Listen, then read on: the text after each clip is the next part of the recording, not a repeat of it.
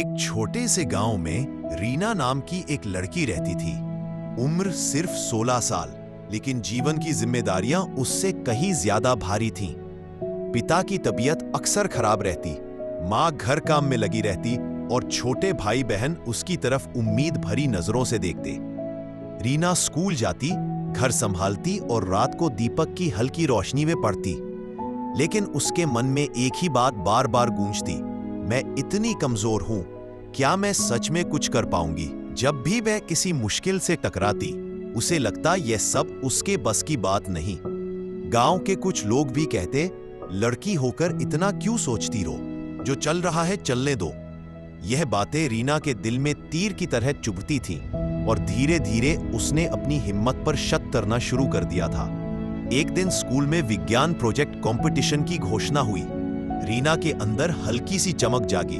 वह घर आकर बोली, माँ, मैं यह प्रोजेक्ट बनाना चाहती हूँ। माँ ने मुस्कुराकर कहा, बेटी, मेहनत करनी पड़ेगी, लेकिन तू कोशिश कर, मैं तेरे साथ हूँ। रीना ने ठान लिया, लेकिन जब उसने सामान जुटाना शुरू किया, तभी पिता की तबीयत अचानक खराब हो गई। घर का माहौल एकदम।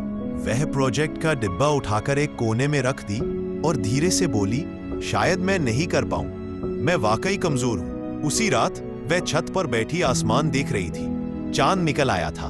तभी उसका दादाजी उसके पास आकर बैठ गए। उन्होंने पूछा, क्यों रीना, इतना उदास क्यों? रीना की आंखें भर आई। वह बोली, दादाजी, मैं जितना कोशिश करती हूं, उतना ज्यादा सब बिगड़ जाता है। लगता है मैं कमजोर हूं। दादाजी हल्की हंसी हंसे और बोले, कमजोर वो नहीं होता जिसके पास ताकत कम है। कमजोर वो होता है जो अपनी ताकत को पहचान नहीं पाता।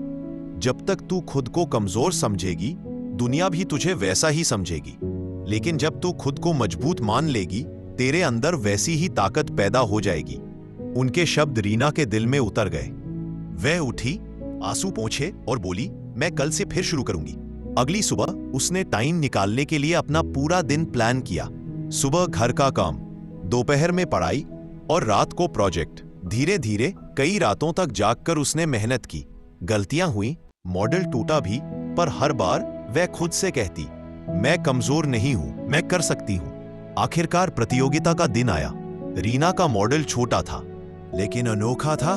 सौर ऊर्जा से चलने वाला छोटा गांव का घर। जज उसकी बात ध्यान से सुनते रहे। रीना के हाथ कांप रहे थे, पर आवाज नहीं। उसके अंदर एक नई हिम्मत थी जो उसने खुद ही जगाई थी। शाम को रिजल्ट घोषित हुआ। रीना का नाम पहले स्थान पर था। उसने ट्रॉफी उठाई और सबसे पहले दादाजी को फोन लगाया। उन्होंने कहा, देखा, मैंने कहा था ना, खुद को कमजोर मत समझो। कमजोरी शरीर की नहीं होती, सोच की होती है, और तूने अपनी सोच बदल दी। उस दिन रीना को समझ आया, दुनिया की किसी ताकत से बड़ा हथियार है खुद पर भरोसा। मुश्किलें हर किसी के जीवन में आती हैं,